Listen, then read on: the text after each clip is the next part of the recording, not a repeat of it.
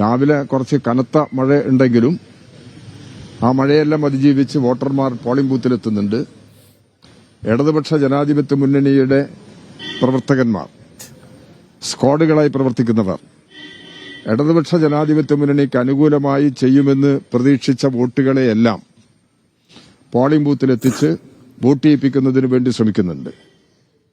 മുന്നണിയുടെ പ്രവർത്തകന്മാർ നല്ല ജാഗ്രതയോടെ മണ്ഡലത്തിലുടനീളം ഇടതുപക്ഷ ജനാധിപത്യ മുന്നണിയുടെ വിജയത്തിന് വേണ്ടി പ്രവർത്തിച്ചു വരികയാണ്.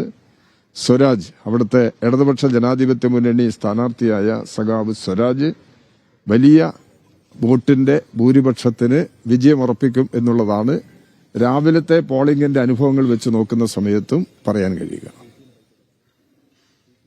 വേറെന്താ ഉണ്ട്?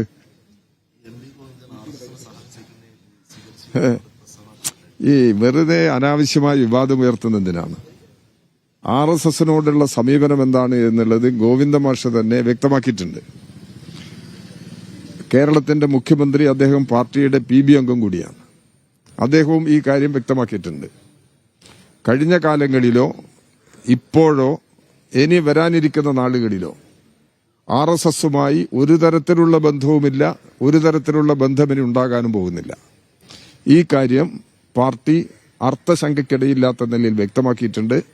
ഗോവിന്ദ മാഷ് നടത്തിയിട്ടുള്ള പരാമർശത്തെ തെറ്റായി വ്യാഖ്യാനിച്ച് അത് തെരഞ്ഞെടുപ്പിന് UDFന് അനുകൂലമാക്കി മാറ്റുന്നതിന് വേണ്ടിയുള്ള ശ്രമമാണ് നടന്നത്. അതുകൊണ്ടൊന്നും RSSനോടുള്ള നിലപാടിൽ നിന്ന് ഞങ്ങൾ മാറില്ല. ഇടതുപക്ഷ ജനാധിപത്യ മുന്നണിയും CPIMഉം RSSനോട് വിട്ടുവീഴ്ചയില്ലാത്തത്. അതൊരു വർഗീയ പാർട്ടിയാണ്, വർഗീയ സംഘടനയാണ്. RSS ഒരു വർഗീയ സംഘടനയാണ്. RSS സംഘപരിവാർ ശക്തികളാണ് BJPക്ക് നേതൃത്വം നൽകുന്നത്. ഈ കൂട്ടുകെട്ട് ആണ് ഇന്ത്യയിൽ ഇന്ന് ഭരണത്തിലുള്ളത്. അത് മതരാഷ്ട്രവാദത്തിന് വേണ്ടി നിൽക്കുന്നവരാണ്.